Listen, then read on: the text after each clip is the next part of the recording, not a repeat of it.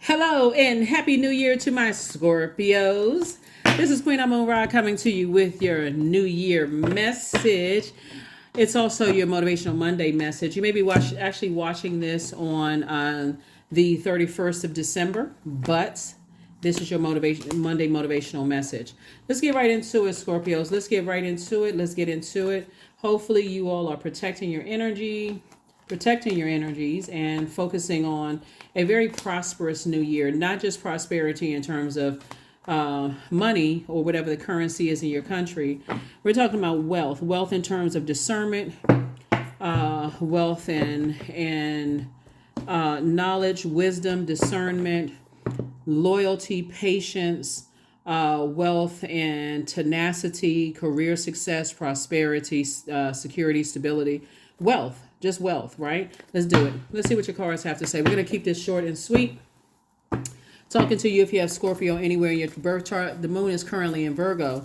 You'll know that you landed on the light side of the moon in Virgo if you are feeling more intellectual, meticulous, industrious, steadfast, responsible. In contrast, if you know you landed on the dark side of the moon in Virgo, if you're feeling more critical, high strung, standoffish, argumentative, and a hypochondriac.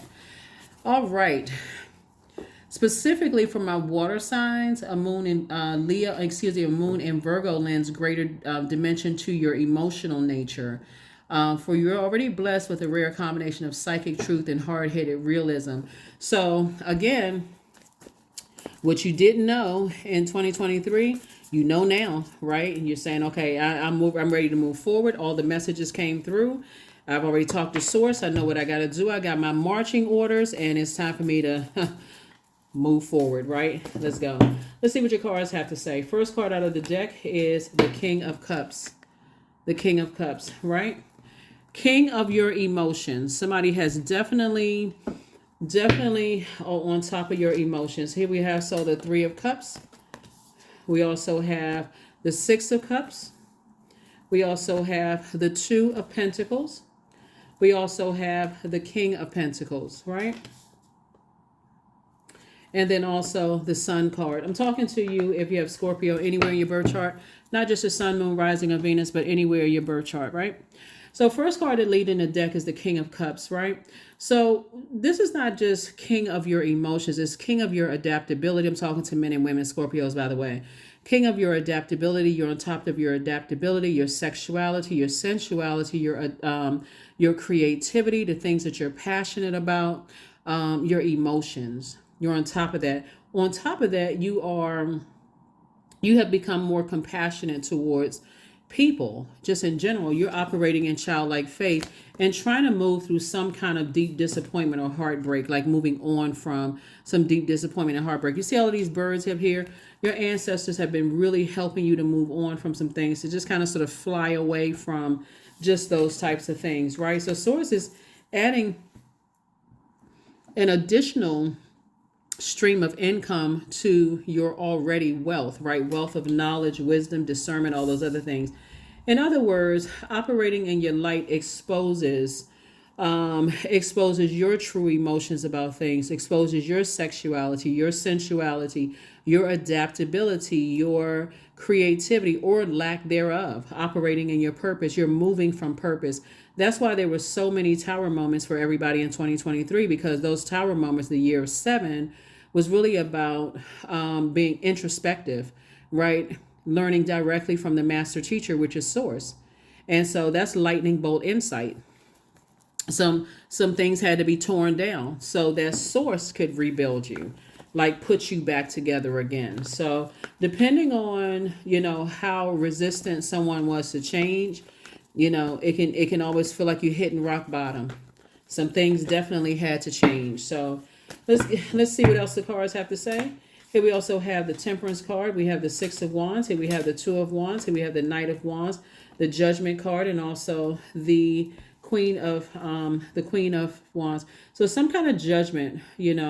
Somebody was under some kind of human judgment, right?